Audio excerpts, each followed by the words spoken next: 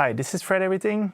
Here's a song I made in Logic Pro 10 using a bunch of hardware synths and drum machines. The vocals come courtesy of the lovely Cathy Diamond. The vocals were recorded in Hamburg via a live Skype session. In a previous video, I demonstrated how to arrange this track on the fly. Now I want to show you how to apply the same process to mixing from stems. So let's check it out. First of all, I want to talk about gain staging, which is very important so you don't max out your mix bus and you're not able to do anything anymore and just have to add EQs, and then you get all your sound very confused.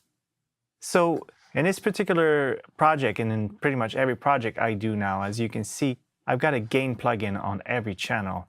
My gain plugin default preset is -5 dB.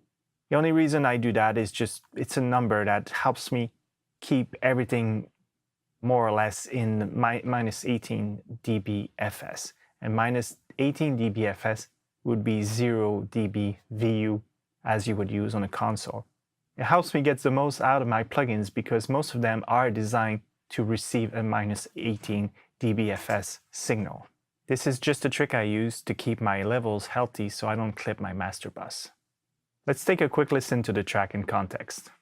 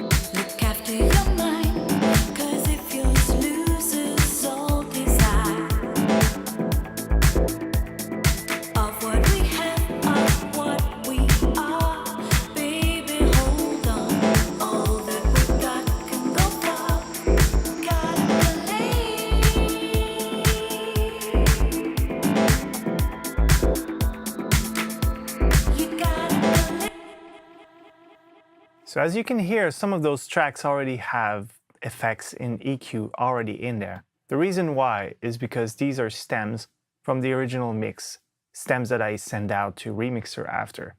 But what I want to do with this is remix my version. In remix, I just mean mixing, applying new process to different things to make it sound a little bit different, as this is a track that I've done already quite a few years ago. What I did is arrange these groups into stacks. And the reason for that is that I can also concentrate easier on every stack. For example, we're going to start with the drums. When I create a track stack, it creates an aux or a bus. And that way I can process all my drums all at once. I can apply an EQ, compression, or I can send it to parallel compression, for example, or parallel overdrive. So I'm going to go ahead and do a little bit of live mixing on each of these stacks. First, I'm going to start with the drums and then going to come back and talk about it a little bit more.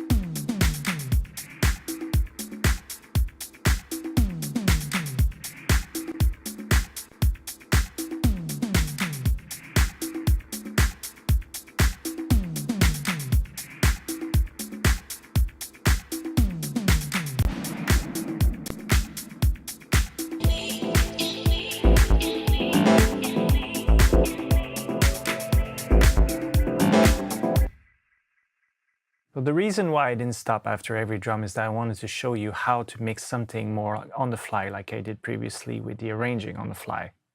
Now I'm going to show you a little bit more instrument by instrument what I did. The reason why I like to do that is I like to hear everything in context and be able to do decisions that are more informed with other instruments. Even though I solo stuff, I like to hear things in context and just apply things more like by intuition. So let's go and check out instrument by instrument what I did. First, let's start with the kick. Originally, our kick sounded like this. To me, it seemed like it needed a little bit of weight. And often what I do is I go to the UA Pultec. And I usually use the 30 or the 60 hertz frequency, and I usually boost it until basically I can really hear it too much, and then I just drop it down a little bit just to add a little bit of weight.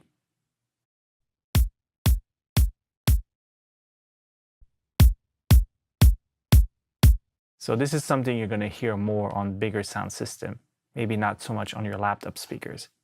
And also something that I never used to do at all is add a little reverb to the kick. In this particular example, the kick has a lot of high frequencies, and this song is a little bit more informed by everything that's like 80s disco. In general, this is an aesthetic that I really love. You can hear that even sometimes it was very exaggerated, like the 80s was the decade of reverb. So in this particular case, I'm using Eventide Ultra Reverb. It's a little preset that I did, just like a little chamber that works really well for percussions. And as you can see, I'm not using a ton of it, just a little 13%. So here's without.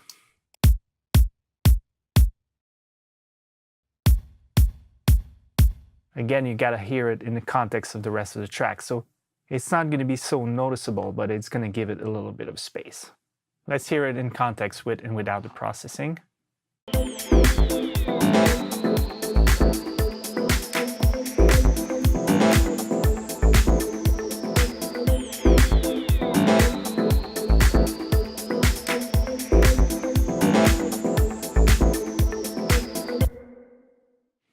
While I was listening, I decided to give it a little bit of reverb so it's a bit more noticeable. Next, let's talk about the clap. I'm a big fan of clap, especially like disco claps. So this one comes from a record, and I reprogrammed it later. I like my claps to be quite loud and very bright in a way, and with a lot of reverb. So let's see, this one already has the reverb in from the stems, but let's see how I can change it. So first of all, we're gonna listen to it without anything on.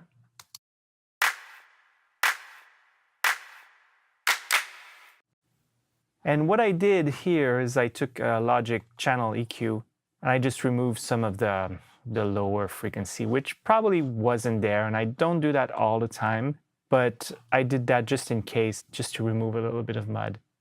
Then I used a Harrison channel EQ to just boost a little bit of the high mids and barely a little bit of the highs. I like the Harrison EQ. It's the EQ that was used by Bruce Swedian on Triller, for example, so they had that big console. And yeah, it gives me what I want in this case, so let's listen to it.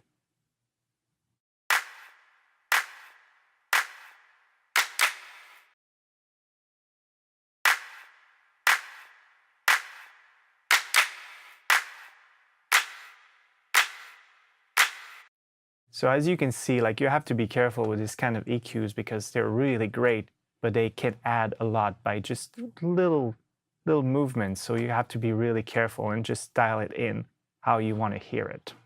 Let's listen to it in the context of the track.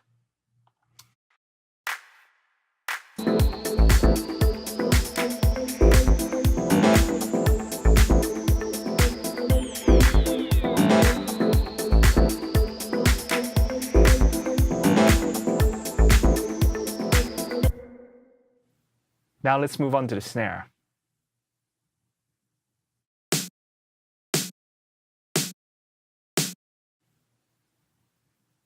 In this particular case, I removed a lot of the low frequency, and now when I'm hearing it soloed, I feel like I almost took too much off. Especially like not to forget that there's always a little bit of body and a snare at 200, or at least there should be. So if we remove too much of the bass frequency, the snare was going to sound very tinny. So I also added a little bit of overdrive to make the sound pop a little bit more. Let's listen to it without the EQ and the overdrive, and then with in context of the song.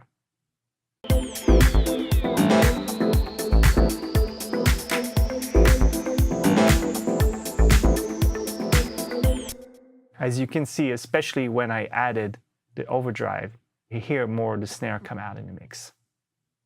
The next rhythm element I have is called delay percussion, which was a weird thing that happened when I had the drums on my board and I was messing around with one of my effects. I think it was the Eventide Time Factor pedal. Basically, it did this like weird texture that I decided to resample and loop, and I also added some side chaining to it.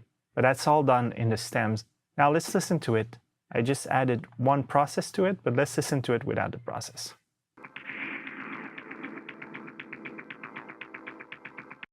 So you can hear it in context of the track a little bit more.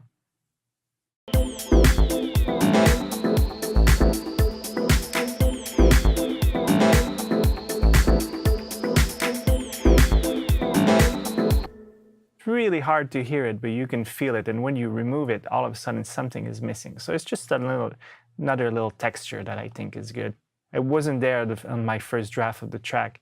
It came in later, but I like it. In this particular example, all I did is turn on a little bit bus 4, which is in this case my chorus.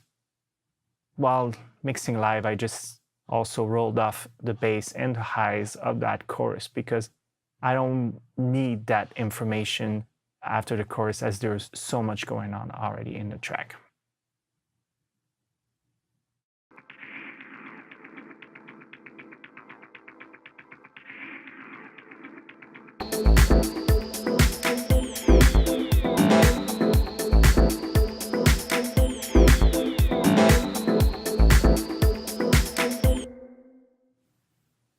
It's very subtle, but all I wanted to do is like get it out a little bit of the center and pan it a little bit more. It actually has an auto pan on it, but I like the fact that the chorus can kind of like make it sound more together and not so divided because of the panning. Next, I got a drum loop, which I completely forget where it comes from. I think that was put there when I started the track as an idea, and I never removed it. So let's listen to it without any plugins.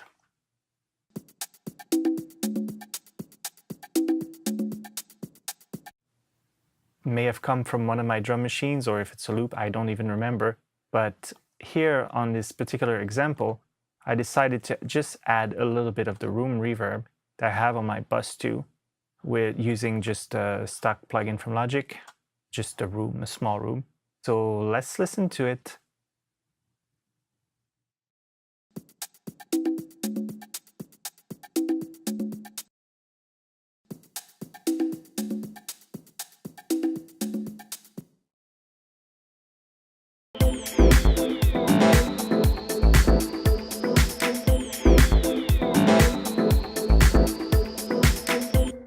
Again, that's a sound that's very low in the mix, but it adds a little bit of depth, and it makes that sort of whole section live inside like a room, like a different space than the rest of the instruments. Next, we have a hi-hat pattern, which I did a few more things to it. So let's listen to it without any of the plugins, soloed first.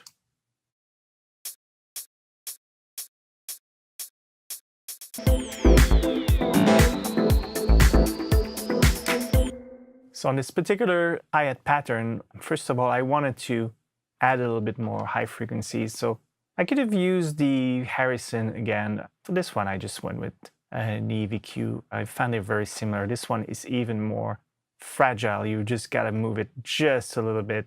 It does a lot, and adds a lot of character. So often I'll just add a touch in the highs and in the mid highs a little bit. So let's solo without the EQ, and then I'm going to engage the EQ after.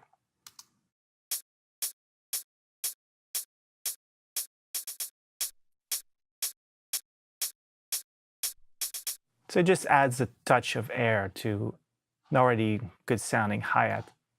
while I was mixing, I thought something could be nice is to add a little reflection. And I didn't want to think too hard. And I just grabbed the Echo Boy Junior from Soundtoys, which I love because I love its simple interface. So I just wanted to kind of add a little bit more rhythm to it. So let's listen to it.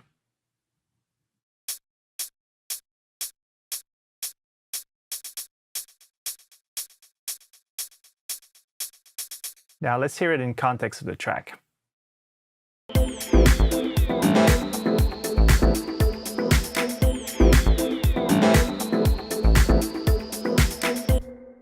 Again, it's very subtle, but it adds a little bit, and I think that's the point at this level in a song that already existed, and I just want to remix. I just want to add some subtle movement to the track, which is going to make it a little bit different. The last thing I did on the hi-hat pattern is had a slight amount of chorus. So we're going to hear it in a solo with and without the chorus.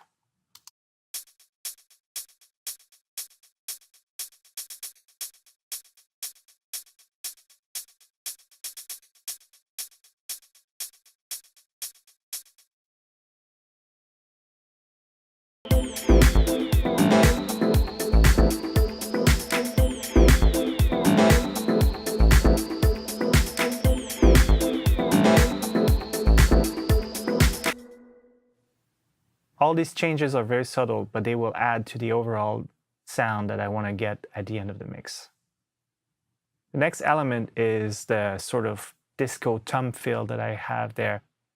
It kind of sounds like maybe like an old Simmons drums, but again, I don't remember exactly where it came from.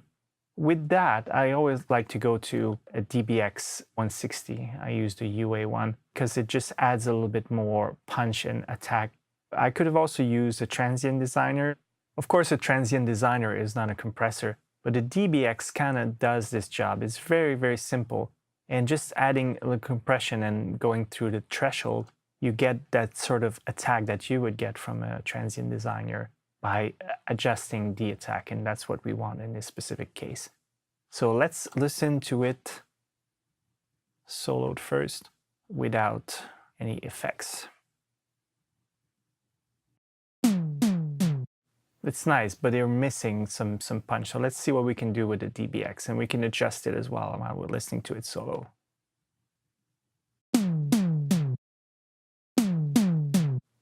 So it's quite drastic what it does, so I like it.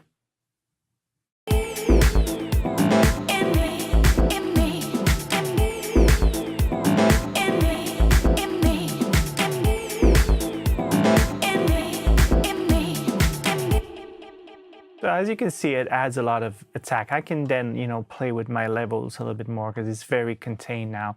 I can decide to put it a little bit louder, however I want it in the mix. During my live mixing flow, I messed around with the Eventide harmonizer. I wanted to find something a little spacey for the drums. I couldn't quite find on the spot what I wanted, so I turned on the EMT 250 plate just to add a little bit of different reverb. So let's listen to what it sounds like without and with the reverb.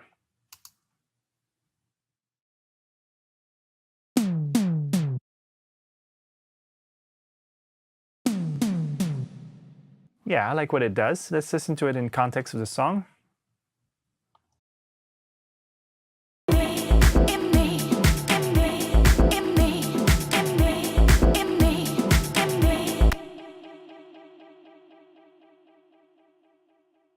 Let's see what else I did to the track by using the aux send, because sometimes you can use your reverb on an aux send, but in this particular case, because I didn't want to share that reverb, I decided to put it as an insert and instead deal with the dry wet signal right here. As if it wasn't enough already, I put a little bit more reverb from the bus one here, which is my Space Designer choir hall. I don't know why I chose that. I just wanted a hall. It's not specific preset, but yeah, let's listen with the extra reverb.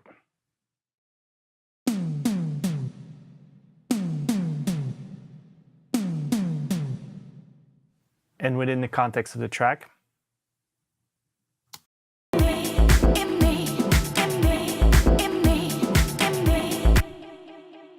Basically, all it does is just augment the other reverb. It doesn't do much, but because it's there and it doesn't bother me, I'm gonna keep it there for now. The next thing I did was add a little bit of chorus as well, which is kind of what I was looking for in the Eventide that I couldn't quite find.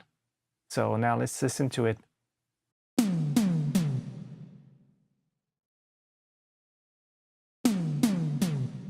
As you can see, it kind of modulates like the whole sounds. It modulates also the reverb, the plate reverb that we had in there, and I like it, so let's keep it.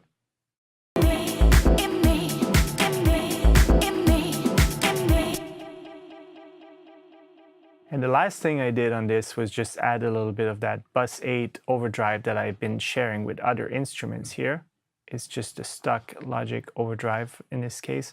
So let's listen to it.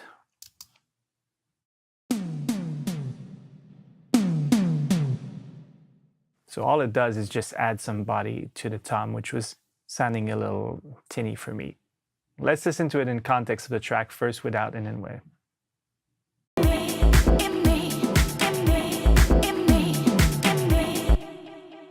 It really brings some body to the tom, and it helps bring it up in the mix.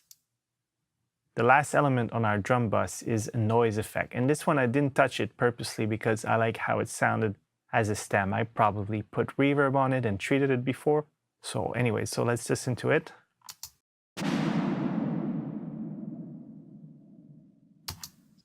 I use this with the tom fill, almost like maybe like a crash or something for a transition, so you can hear it better with the toms here.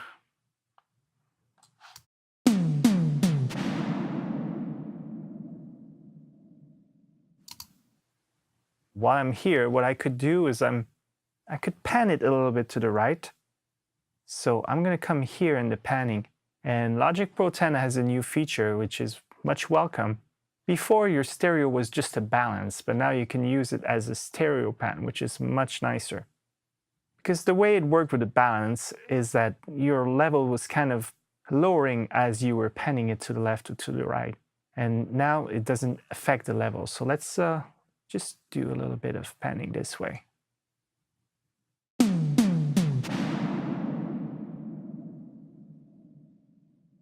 Yes, I like this.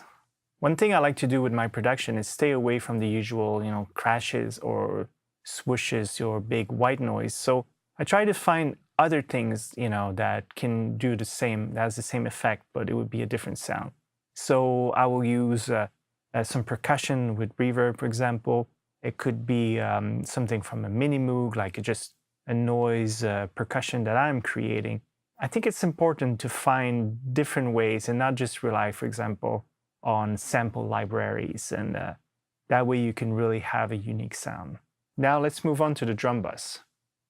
So the last thing I did to the drums was adding a little bit of compression. In this case, I use the SSL G-Bus compressor just to kind of keep all the drums together, add a little bit of glue. So let's listen to the drums without the bus compressor and then with.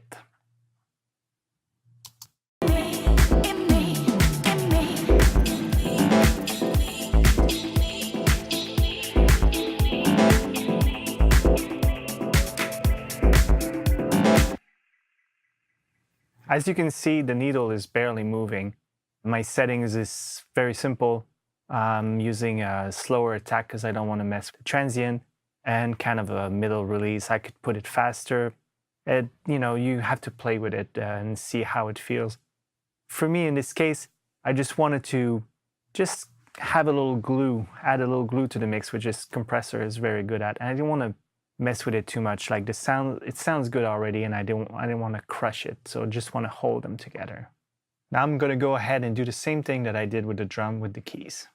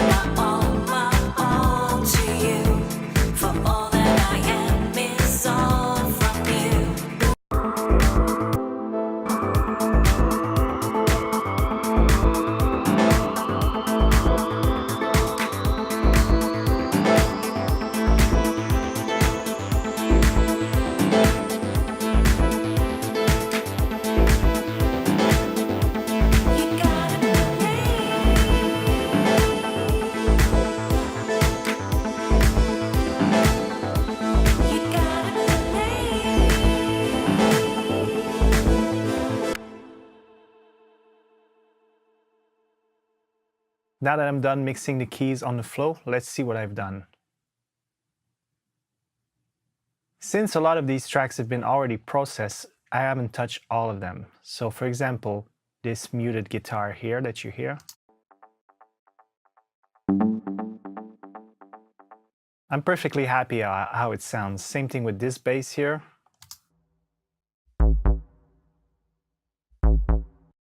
So let's move on to the instruments where I worked on the most. For example, let's go to the 303 here, and let's remove all the plugins that I've added. Let's listen to it in context this time, and I'm going to talk about what I've done.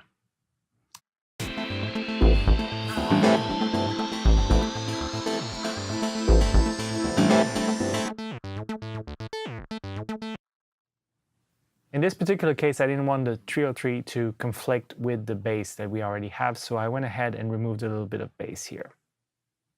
So I could see here with the analyzer where it was heading, and I just wanted to have it hit around 100.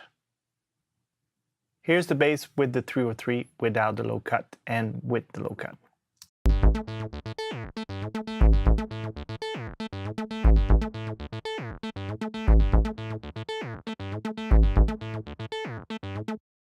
I don't know if you can hear it, but I can hear it. Suddenly, like the 303 is not in the way of the bass, so it doesn't create this confusion. Next thing I added was a little bit of distortion, again, just to add some body. And I'm using it as parallel with the bus 8 where we have our overdrive.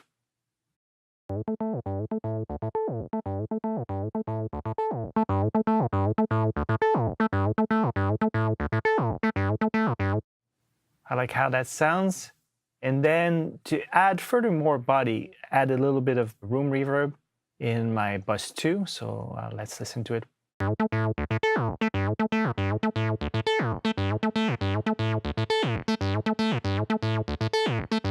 And then just because I wanted to be a little bit more spacey, because the track is quite spacey, I wanted to add more of the first hall reverb.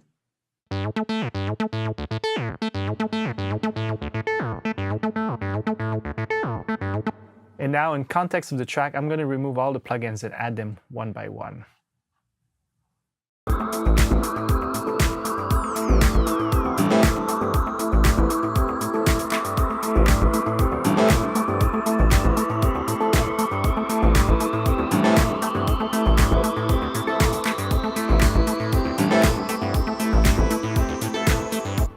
To my ears, it sounds more together and more part of the whole song. So let's move on to the next element. So this is coming from a Prophet. I believe that was a Prophet 8 at the time. Now I'm using mostly the Prophet 6. They are both really good synths. This one seemed to be a little harsh in the higher mid-range and still had too much highs for me, in my opinion. So I went ahead and did a little cut there in around 10K. And then here, like the harsh frequencies I find are often between 5 and 6K, but you can experiment with it. The way to do it is do a very small band cue and then sweep it around the areas where you think that might be annoying. And you can hear that frequency that's resonating. So let's try that by soloing it.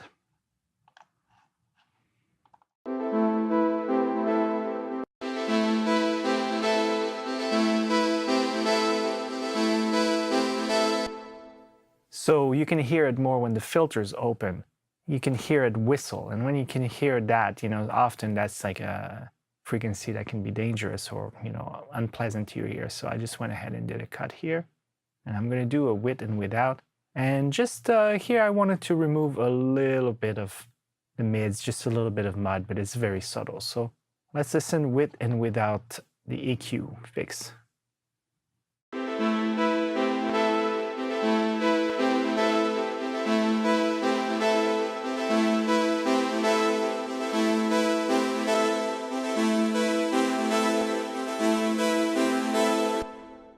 So to me, it sounds more smooth. And again, it's like by removing all these little artifacts from your mix, I find that you have a mix that breathes better and it's less fatiguing for the ears. On this track, I also added a little bit of hall and a little bit of chorus. So let's play without it, and then I'm just going to add them on.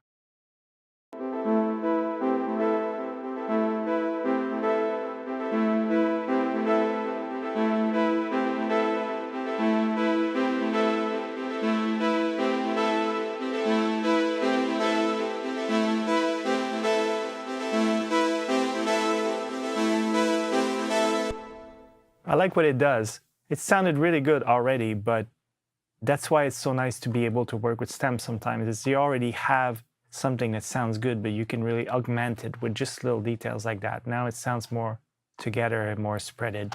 So I'm gonna mute those and listen to in context, and I'm gonna add those plugins.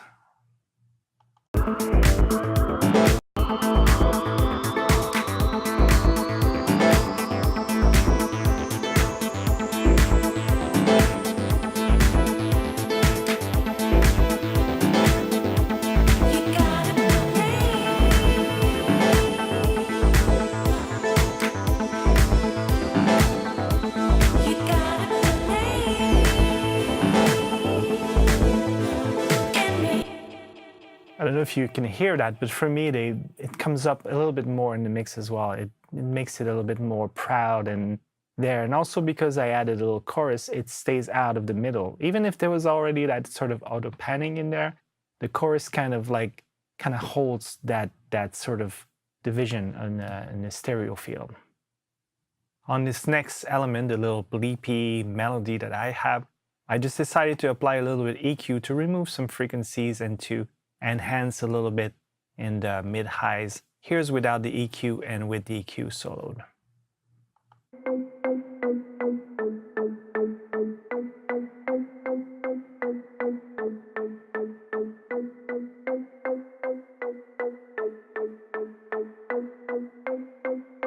As you notice, I've adjusted it even more because I can still hear this sort of unwanted noise in the lower frequency that is definitely not needed for this kind of sound. And I also boosted in an area where often I tend to cut because I wanted the ring to come up a little bit more. And the next thing I did was add a little bit more reverb to the reverb. So let's listen without the reverb and with the reverb.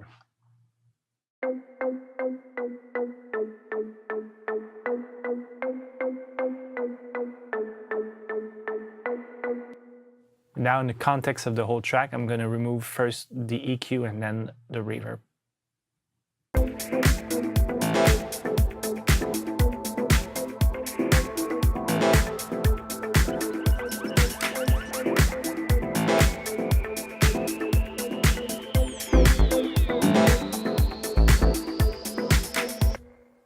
Okay, well, I like this better. It's very subtle.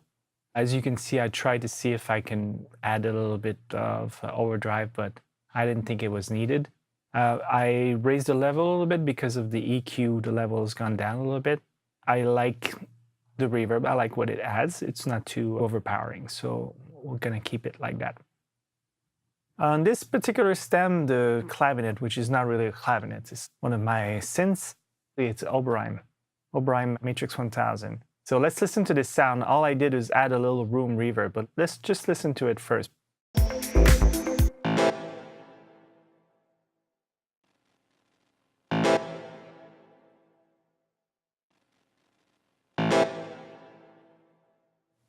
So really there was nothing needed here. Like all I'm doing is very subtle, adding a little bit of room to just give it a little bit more body, but there was already reverb in the stem. I like how it sounds, so let's move on to the next one.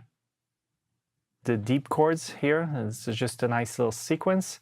I'm going to remove the bus and let's just listen to it soloed.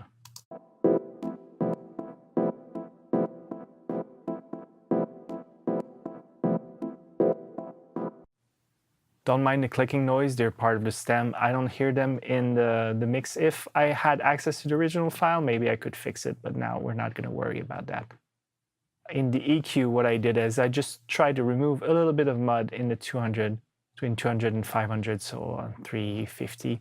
And again, I went in the higher registry this time, around 2500, just to add actually a little bit of the clickiness.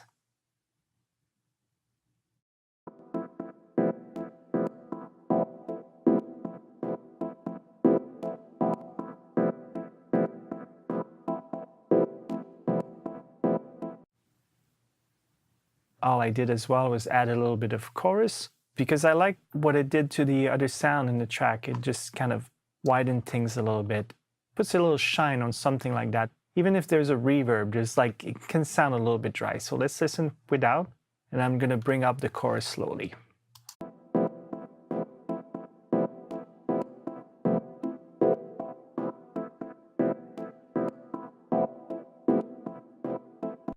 I like how it kind of brings up a little bit that sort of flangey element in the sound. So let's move on to the next one. This was a sort of an experimental thing that I did on, again, I think it was on the Oberheim.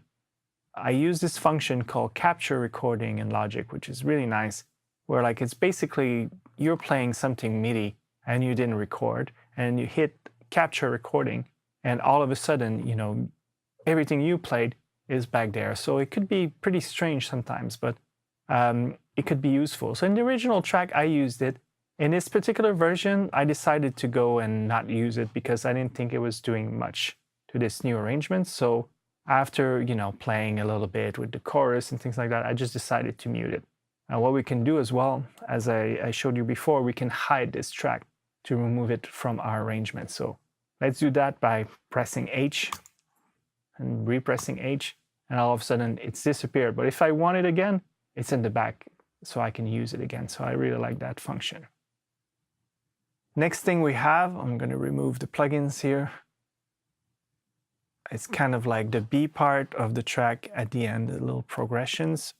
This is definitely Oberheim because it says OB on it. It's a little brassy sound progression thing.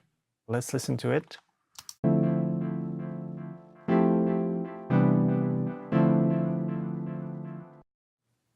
I really like it, but to me it sounds a little muddy and a little bassy. So first of all, I did a little bit of EQ. So I removed a little bit of bass and a little bit of mud in the 200 to 500. And again, did a little sweet boost, you know, around 2500, just to raise it a little bit. So let's listen to it without the EQ, and then I'm going to turn on the EQ after.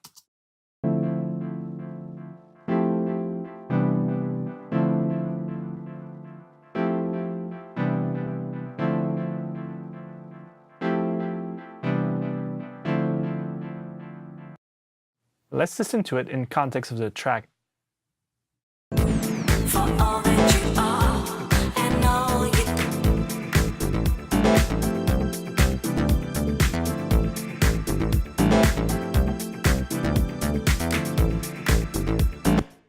I'm turning the volume back up because I turned it down because of other processing that I've put in. Basically, all I did is, again, I went to my buses, which saves us a lot of time, and added a little bit of hall reverb, a little bit of chorus, and a little bit of distortion. I'm going to start with the distortion, the overdrive, and to see what it does to the sounds.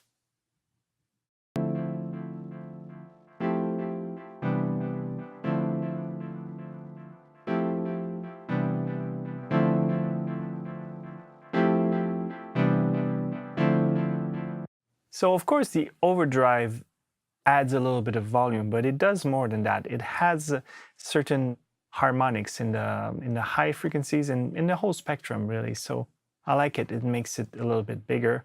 Let's try also with a little bit of chorus and reverb. I'm not going to stop there. I'm just going to add them. Just going to raise the level so you can hear what it does.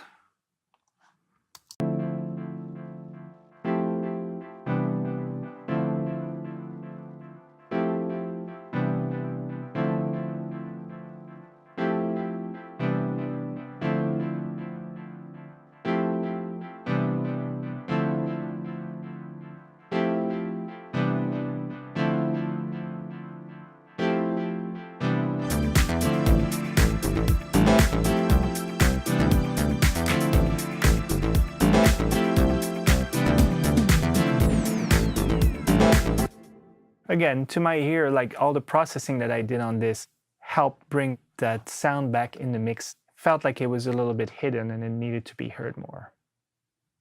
Next thing we have is a track called Stack String, which was done with a Prophet.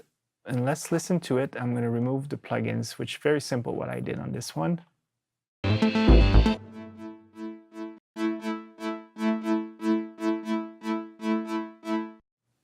On this one, I wanted to widen a little bit the sound because I felt like even if it's stereo, it was still like very center. So I added a little bit of chorus. So let's listen to that.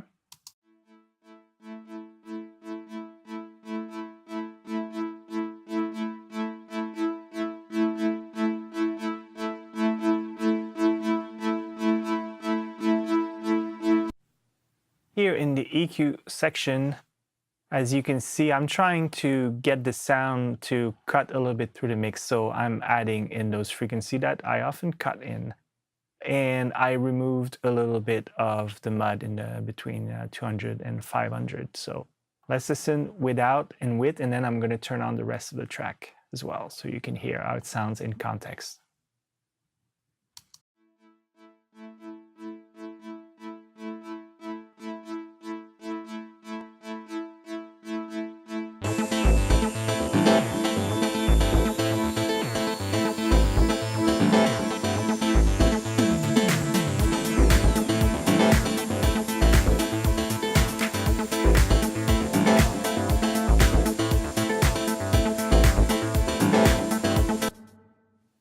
Subtle changes for bigger results. And then that leads us to the last track of our keys, which is some kind of a piano, but it's a synthy piano. I didn't do much on this one. All I did was correct like 2 little areas, again in the sort of like lower mids and in the higher mid frequencies. Let's listen to it.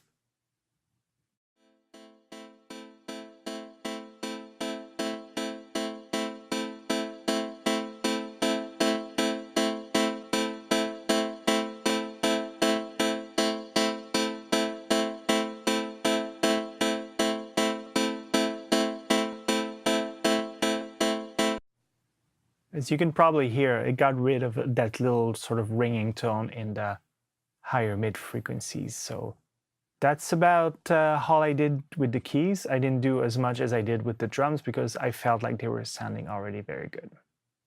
Now let's talk about vocals.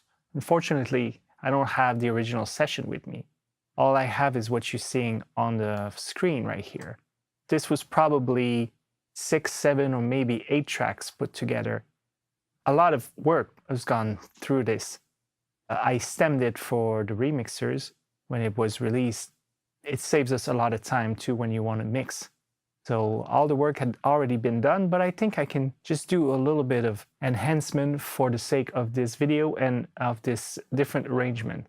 So let's listen to the vocal a little bit without the plugins first. Of what we have, of what we are, baby, hold on. All that we got can go far. So while those vocals are sounding really good to me, I can hear a little something in the high frequencies, or maybe more in the mid-highs again, that is very disturbing, almost like an artifact. So let's see if we can fix it. I already did something on the EQ, but let me see if we can do it for the example. So let's listen to it. Of what we have, of what we are, baby. Of what we are, baby. Of what we have, of what we are, baby. Between the what we are, I don't know if you guys can hear it, so I'm going to play it again. Just listen to between what and we are. What we are. It's almost like a saliva sound or something like that from the singer. I'll put up the EQ here, and I already made a cut somewhere around 5. So let's see if we can isolate this frequency. What we are, big we are, big we are, big we are, big we are. So to me, just that little cut here, it helps like smooth out that sound, which is mostly, you can only hear it in solo, but also in the context of the track. All these little artifacts add up and they make it for like a more pleasant sound when you get rid of them. So let's listen to it in context, and I'm going to remove the EQ here. I'm going to go back a little bit at the beginning of the vocal. After your heart, 'cause if yours fades, then mine will break. Days will drag, the nights will die. Tease my tired eyes, night after night after night. Well, to my ears, it sounds much better. Again, that wasn't a problem in the original version we released, but now we have access to this file and it's easier to correct when you have like the whole stem together. The next thing I did is just add a little bit of reverb. I really like how this reverb sound, but because this new version has a little bit more space to it, I just added a little bit of hall and room. And what I'm going to do is I'm just going to let the track play and just bring the buses up so you can hear it.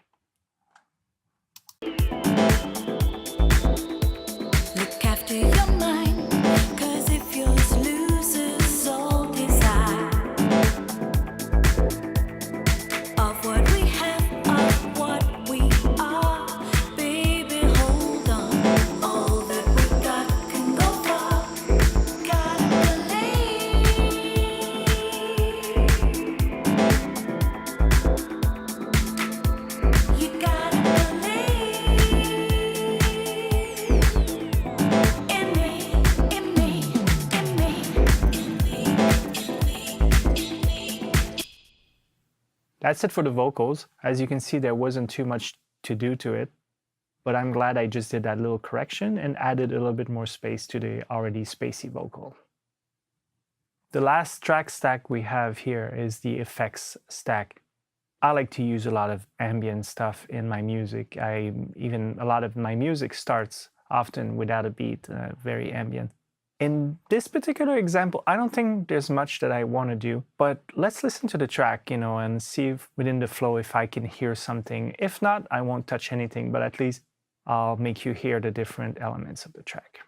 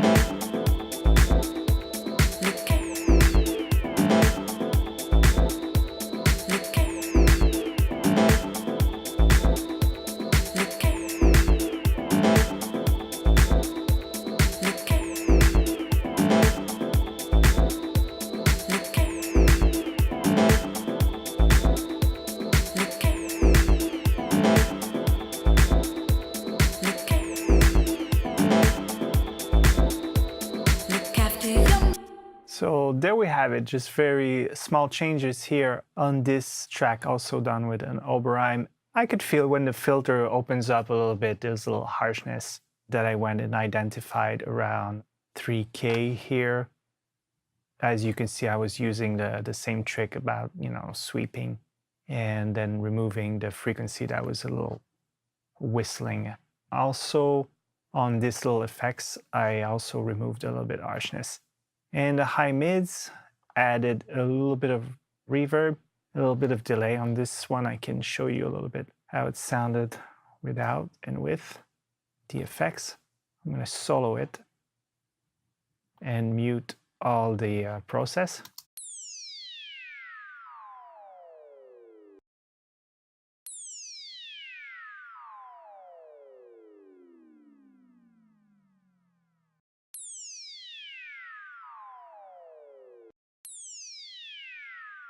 So yeah, I think there was more like in the high frequencies as well. So I removed a little bit and then added a little bit of reverb and delay to just kind of have a longer tail after the sound is gone. So let's listen, and I'm going to add the reverb and the delay after.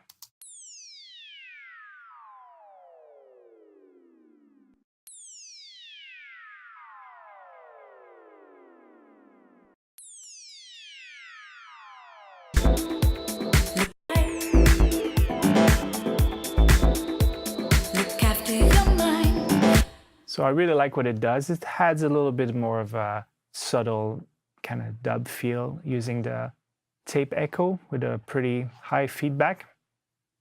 And the other instrument here, which is a bit of a melodic, element, but I still count it, I guess, effects for me. Let's listen to the sound soloed without any processing.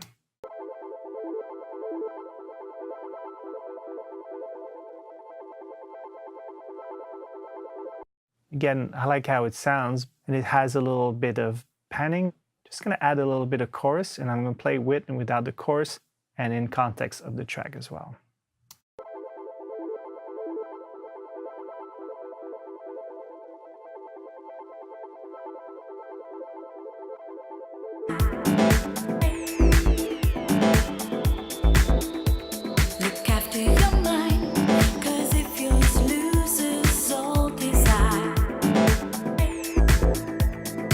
Of what we have, of As you can see, the chorus brought the sound a little bit more up in the mix and, give it like a slightly different space.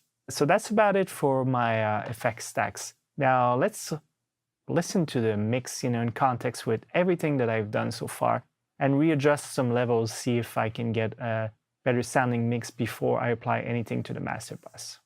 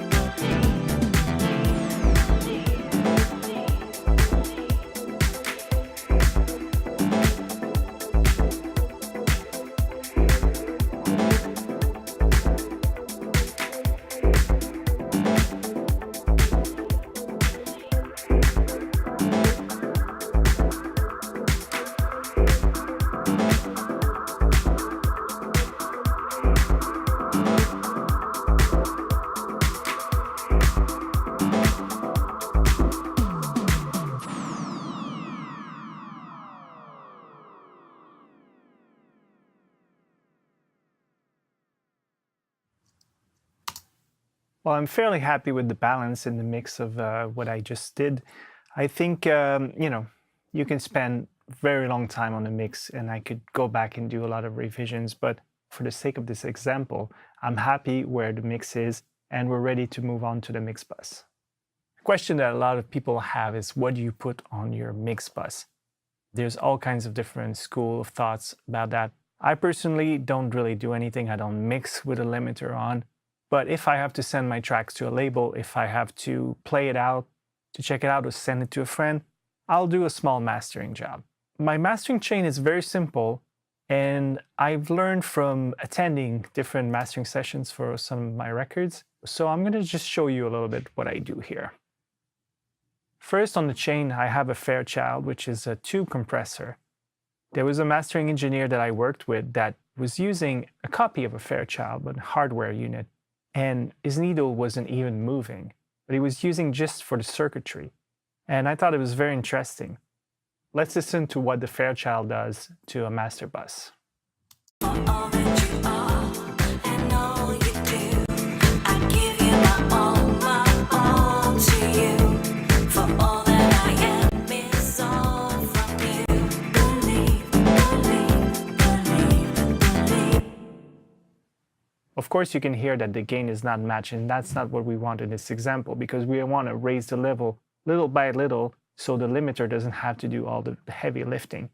So what I'm hearing with the Fairchild always is a little excitement in the high frequencies and just bringing the sound a little bit more alive. You can see the needle is barely moving. In the example of my mastering engineer, his needle wasn't moving at all. It was just adding the circuitry. And the Fairchild, even if you don't move the needles, if you just passing it through, you get that sound. Let's listen to it one more time.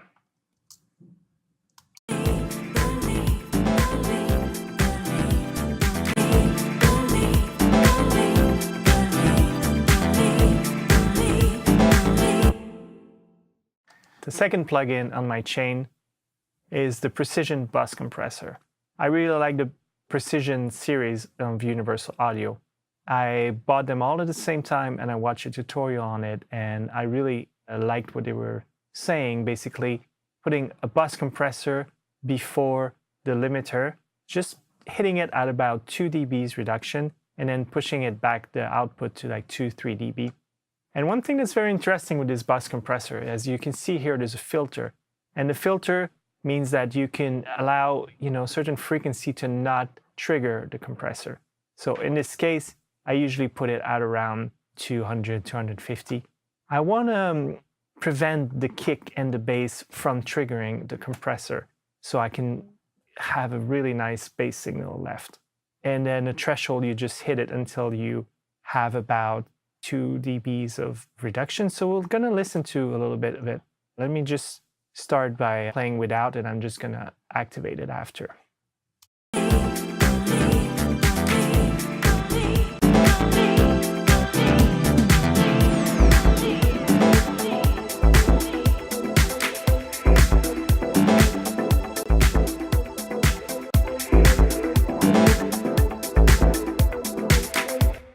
So as you can hear, it kind of just like holds the track together a little bit more. It makes it a little bit more even without squashing it. And now it's pretty much gain match because we're talking about like an extra dB that I added here. Again, just, wanting the limiter to not have to do all the heavy lifting. Let's listen to it one more time.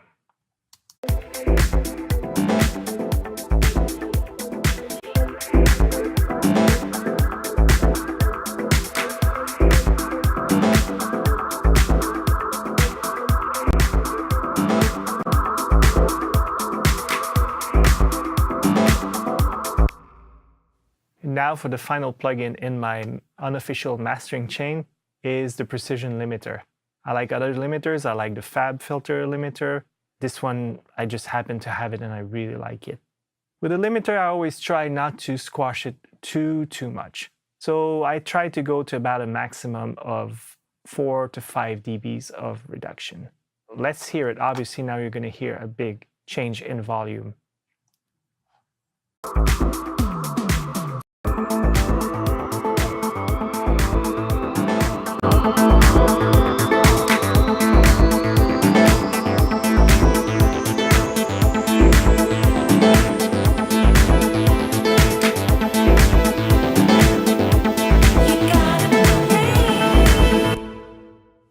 It's very important to use your ears and not just your eyes here. And then to know that if you have too much gain reduction, the sound will break, and you can hear that.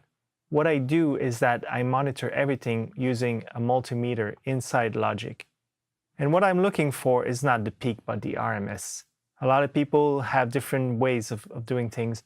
I like the RMS because I feel like that's the weight of the sound that you hear, or how it feels, really. And I don't like to go too much above -10, -9 RMS. But different people have different rules. So let's listen to it with the limiter, and let's adjust the limiter to get to that sort of level that I feel that's healthy.